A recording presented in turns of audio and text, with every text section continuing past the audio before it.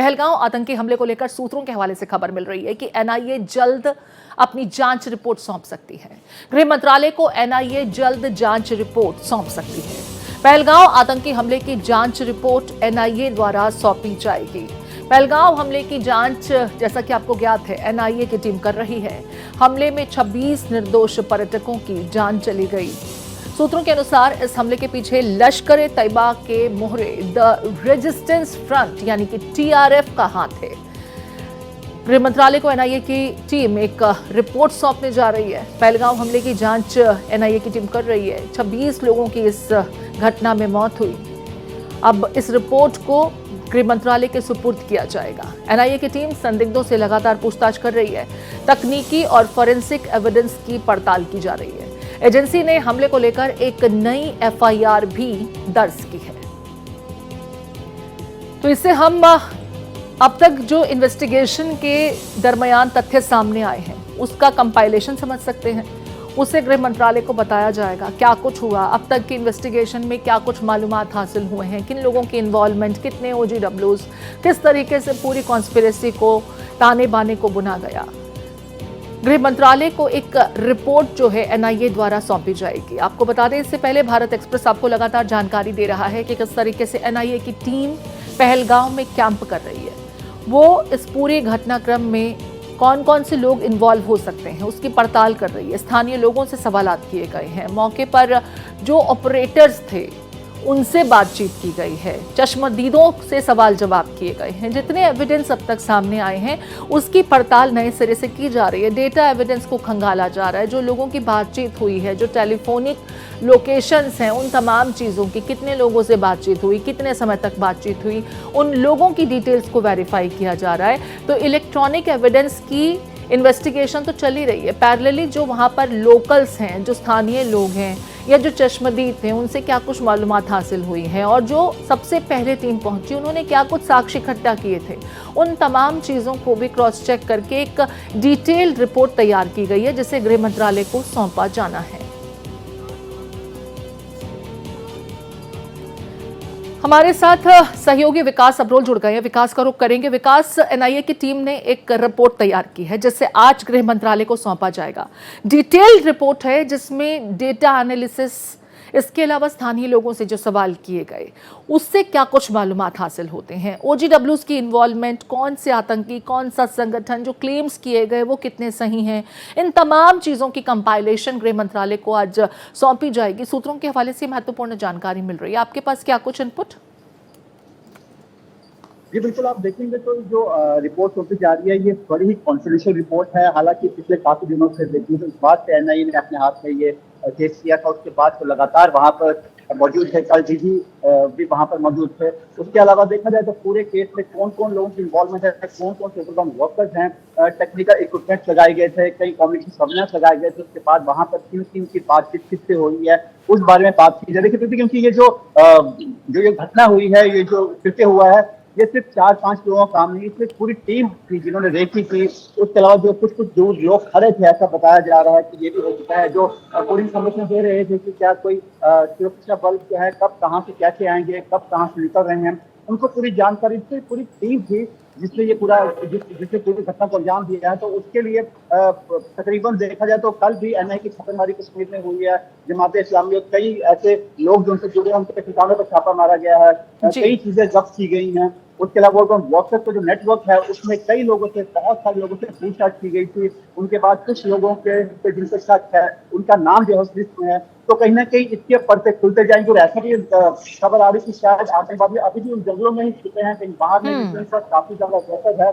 तो उनको पकड़ने में भी ये बहुत बड़ी भूमिका निभाएगी। क्योंकि लगातार हम देखेंगे तो अमित शाह होम मिनिस्टर लगातार कह रहे हैं कि आतंकवादी को बख्शा नहीं जाएगा और जो जड़ें हैं उनको खत्म किया जाएगा। तो ऐसे में एनआईए की जो रिपोर्ट है, जो जांच है, वो कई मायनों में अहम रहती है। और किस तरह से पाकिस्तान को जवाब देना है उसका भी असर की रिपोर्ट के साथ रहेगा। बिल्कुल ठीक कह रहे हैं आप विकास। इन्वेस्टिगेशन और जो फर्दर एक्शन है उसे एक नई दिशा प्रदान कर सकता है एनआईए द्वारा तैयार की गई ये रिपोर्ट। इस बीच पाकिस्तान की तरफ से लगातार उकसावे की कोशिशें की जा रही हैं। 8वें रोज भी एलओसी पर लगातार फायरिंग हुई और मल्टीपल सेक्टर्स में पाकिस्तान द्वारा इस फायरिंग को रिपोर्ट किया गया है।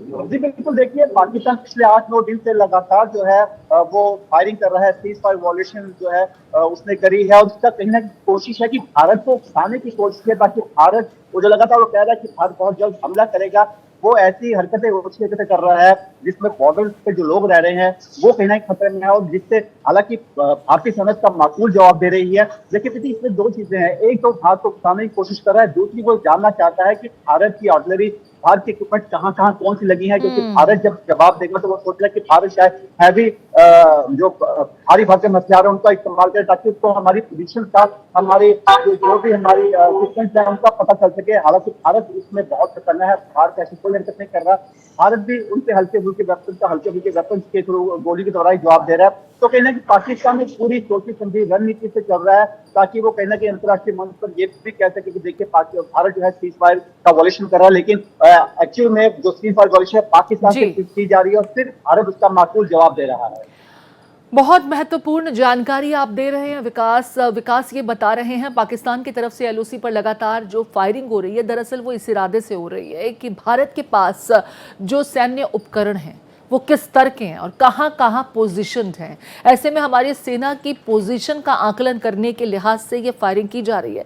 हालांकि हमारी सेना टैक्टफुली पाकिस्तान की हर एक नापाक हरकत का मुंहतोड़ जवाब दे रही है। सीज फायर का उल्लंघन पाकिस्तान की तरफ से हो रहा है, दरअसल उसके पीछे पाकिस्तान की एक स्ट्रैटेजी है।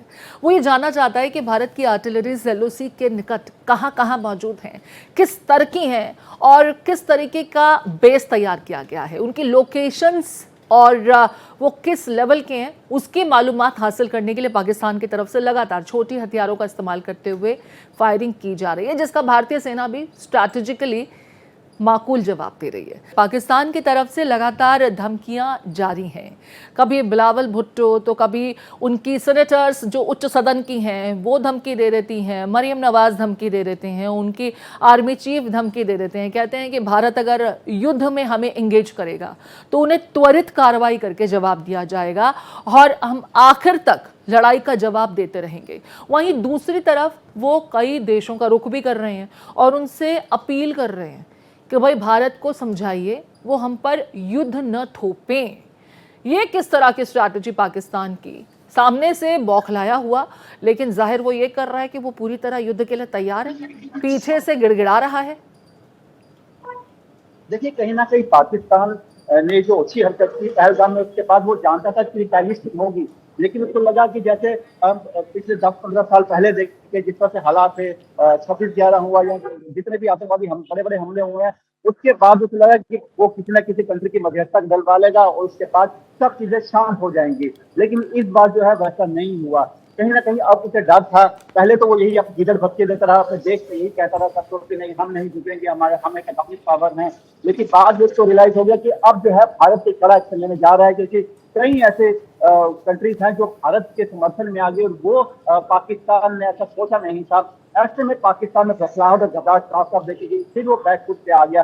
बिलावल भुट्टो जो बात कर रहे हैं लगातार, पहले कह रहे थे कि मेरा पानी रोका गया तो खून की नदियां बहेंगी, शायद वो ये भूल गए हैं कि यही आतंकवाद है जिसने उसकी मां यानी बेनजीर भुट्टो की जान ली थी। उनको एक बार फिर से सोचना पड़ेगा कि खुद जिन आतंकवादी को पाल रहे हैं वही आतंकवादी उनसे घर को निशाना बना रहे हैं। लेकिन अब जो है पाकिस्तान जो है बैकफुट पे आ गया है, वो लगातार अलग अलग देशों के पास जाकर बात कर रहा है कि किसी तरह से भारत के साथ मध्यस्थता कराई जाए। वो चाहता है कि एक इस पर इकट्ठे बैठकर जो है इससे पूरी, लेकिन पाकिस्तान के साथ अब बातचीत हो नहीं सकती ना विकास, ये समझना होगा। वो लगातार बातचीत की बात करता है लेकिन फिर आतंकवाद को प्रायोजित करता है, लिहाजा बात नहीं सीधे एक्शन का वक्त आ चुका। पाकिस्तान पर एक बार फिर असदुद्दीन ओवैसी पर से असदुद्दीन ओवैसी की पाकिस्तान को खुली चुनौती। इस बार सिर्फ उनको घर में घुसकर मारना नहीं है, इस बार घर में घुसकर बैठ जाना है। तो देखिए असदुद्दीन ओवैसी ने पाकिस्तान को जमकर लताड़ते हुए कहा कि इस बार घर में घुसेंगे ही नहीं बल्कि घर में घुसकर बैठ जाएंगे। आतंकवाद को जड़ से खत्म करने का ये सही समय है। पीओके भारत का अभिन्न अंग है, देश आतंकवाद के खिलाफ एकजुट है, सरकार विपक्ष सब साथ है। जम्मू कश्मीर के पहलगांव में हिंदुओं के नरसंहार को लेकर ऑल इंडिया मजलिस से मुसलमीन यानी AIMIM प्रमुख असदुद्दीन ओवैसी लगातार ही पाकिस्तान पर हमलावर हैं। उन्होंने अब कहा है कि अगर केंद्र की बीजेपी सरकार वाकई पाकिस्तान के खिलाफ कुछ करना चाहती है तो सिर्फ घर में घुसकर उन्हें सबक सिखाने से ही काम नहीं चलेगा, ऐसे नारों से ही काम नहीं चलेगा। घर में जाना भी है और घुसकर बैठ भी जाना है। और छोड़ना नहीं। अब के बार अगर कुछ एक्शन ले रहे तो घर में घुस के बैठ जाना, घर में घुस के मारते बोले ना, अब घर में घुस के बैठ जाना, खत्म। ये होना चाहिए। पीओके ले लेना सर। नहीं, अरे गवर्नमेंट खुद बोल रही, एक बात सुनिए, पीओके नहीं, पीओके का रेजोल्यूशन है पार्लियामेंट का, भारत की पार्लियामेंट का रेजोल्यूशन है, वो भारत का है बोल के। तो बीजेपी क्या बोलती, घर में घुस के बोले डैश डैश बोले, हम बोले घर में घुस के बैठ जाओ आप। ये खत्म होना है टेररिज्म, जो बार बार हर थोड़े दिन को जो टेररिज्म होता, पुलवामा हुआ, आपके उरी हुआ, आपके पठानकोट हुआ, रेसी हुआ लास्ट ईयर, वैष्णो देवी के पास 7 टूरिस्ट को मारे। तो आपके पास तो पूरे सब अपोजिशन पार्टीज गवर्नमेंट को बोल रहे कि इसका आप खत्म करो ये टेररिज्म को, और छोड़ना नहीं। कि असदुद्दीन ओवैसी का ये जो तेवर है, ये जो अंदाज है, ये पहले देखने को नहीं मिलते थे क्योंकि सरकार के विरुद्ध ही उनकी बोली हमेशा से रही। लेकिन इस बार आतंक ने सिविलियंस पर चोट पहुंचाई है और ये कोई भी बर्दाश्त नहीं कर सकता।